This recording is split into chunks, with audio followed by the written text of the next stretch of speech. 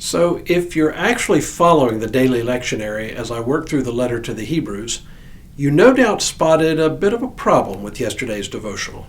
I got ahead of myself. Yesterday's reading from the lectionary was supposed to be Hebrews chapter 2, verses 1 through 10, while today's is supposed to be Hebrews 2, 11 through 18. Well, I failed to pay close attention to the lectionary, and I did yesterday's devotional on today's portion of Hebrews. So in order to get myself back on track, I'm going to back up and take up the first part of chapter 2 today. After that, I'll move on and stay with the lectionary more faithfully after that. Hello, I'm Stuart Baskin, pastor of First Presbyterian Church of Tyler, Texas. And this is your daily devotional for Wednesday, January 10th, 2024.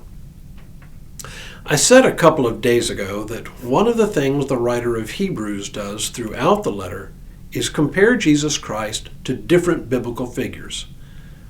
Today he focuses on Christ's superiority to angels, but he does it in a bit of an unexpected way and makes an unexpected point using a familiar psalm in an unexpected way. Let me read just a portion of this reading and you'll see what I mean. Pay close attention to the psalm he quotes, which is a portion of Psalm 8. He says, "For it was not to angels that God subjected the world to come, of which we are speaking. It has been testified somewhere, what is man that thou art mindful of him, or the son of man that thou carest for him? Thou didst make him for a little while lower than the angels. Thou hast crowned him with glory and honor, putting everything in subjection under his feet." Now, in putting everything in subjection to him, he left nothing outside his control.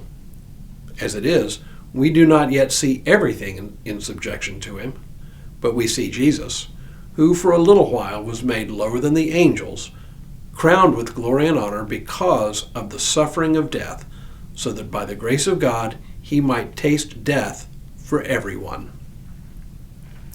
You probably noticed that I read here from the old Revised Standard Version rather than the NRSV as usual, because it translates the passage from the Greek the way the writer of Hebrews actually interprets it. Most of us interpret Psalm 8 to be about the wonder of God's creation, with special emphasis on the fact that God has set human beings as a whole only a little lower than God. But the writer of Hebrews makes the comparison not between human beings and God, but between Jesus Christ and angels. The reason for this is not very obvious until you realize that the version of the Bible he was quoting was the Greek translation of the Old Testament, called the Septuagint. Without going too far into the linguistic weeds, the Hebrew version of the Bible uses the word Elohim, which is often translated throughout the Old Testament as God, but can also be translated to refer to angels, or even better yet, to the heavenly host. But Greek is a more precise language, leaving very little room for ambiguity or nuance, and the Greek version of Psalm 8, which is quoted here, uses the word for angels, not the word for God.